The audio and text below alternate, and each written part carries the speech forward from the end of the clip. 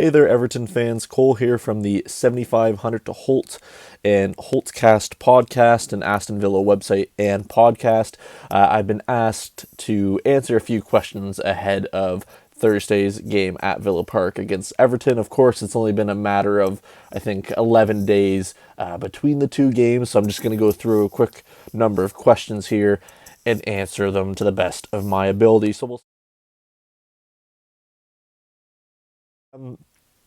It was a pretty spirited affair, to say the least. Very close in certain instances, and not so close in others.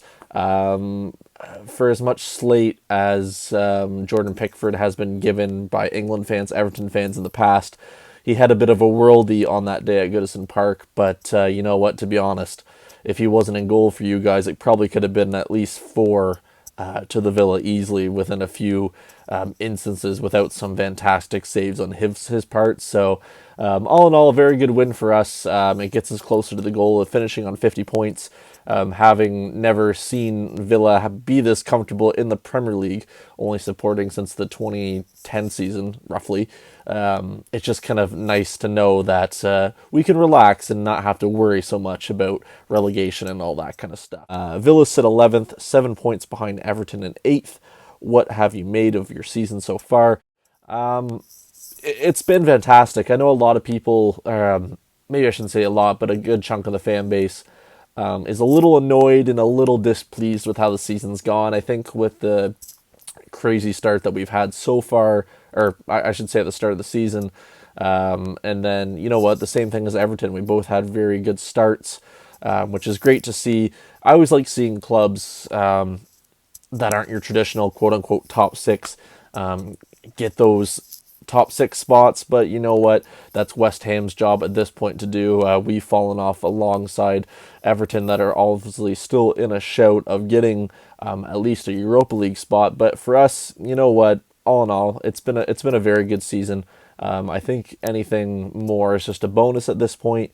But you know what? All in all, a very pleasing season, and you know what? That's just another thing that we can look at and say, okay, we can build on that. Baby steps.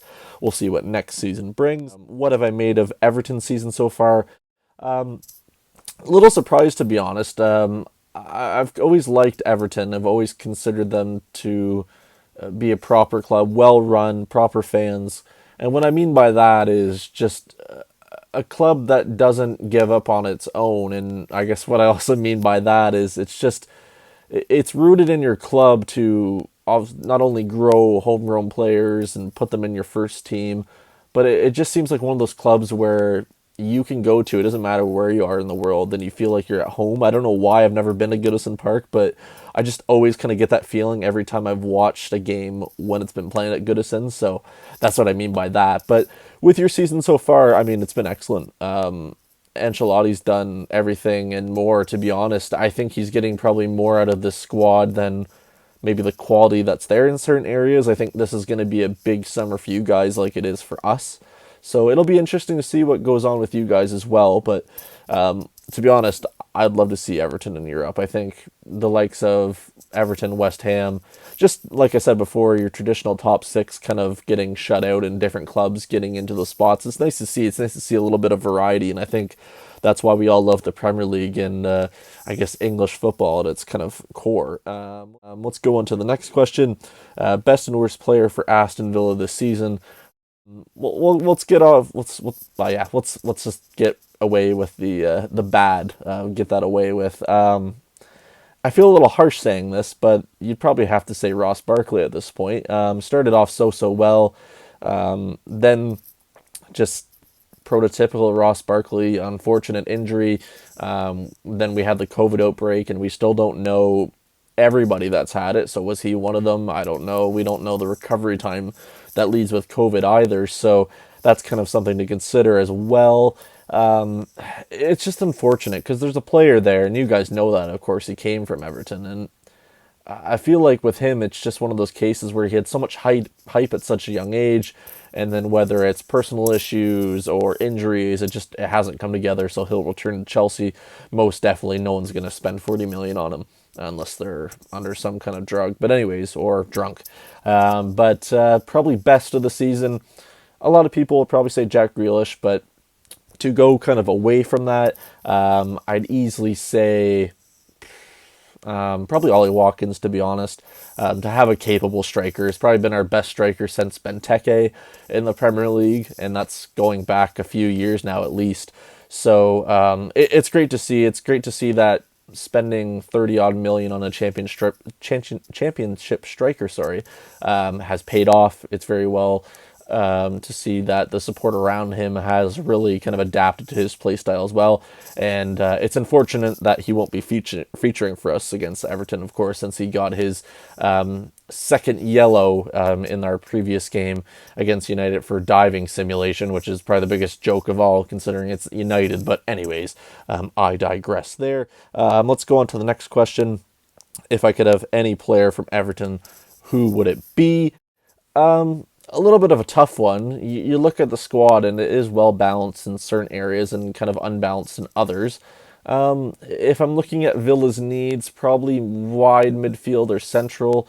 I think the easy scapegoat would probably be James, but I'd probably say Richarlison. I mean, what more can be said about the man? He's dynamic. He's there when you need him most.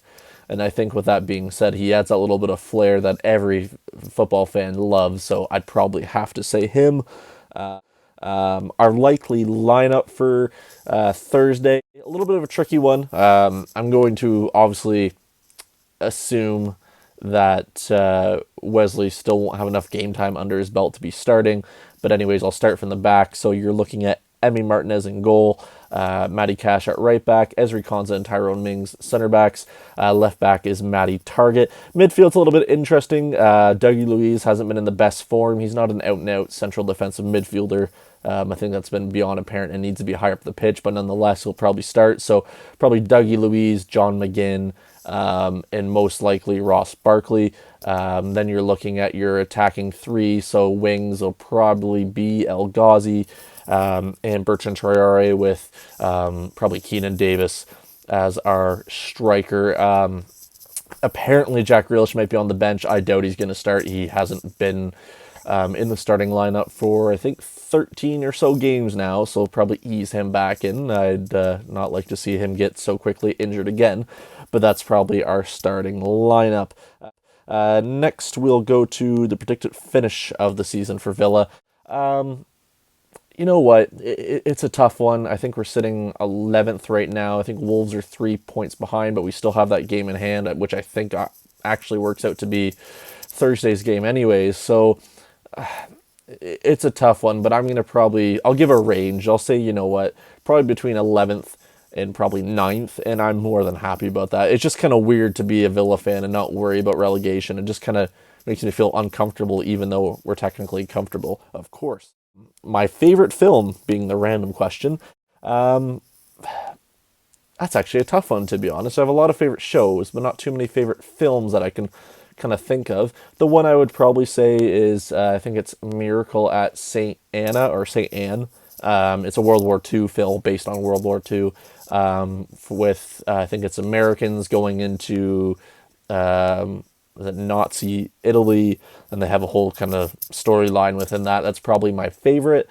I think that came out probably in around 2009 or 10 or something like that. But anyways, if you haven't ever seen that, give that a watch. There's a little bit of nudity in it as well, so for you kids out there, discretion is its best way to put that. But anyways, I'll wrap it up there. This is Cole from the 7500 to Holte website and the Holtecast podcast. Of course, you can find us on Twitter at 7500 to Holte, and if you want to listen to me rant on personally, it's at Talk Aston Villa. Thank you guys very much for having us on, and yeah, see you later.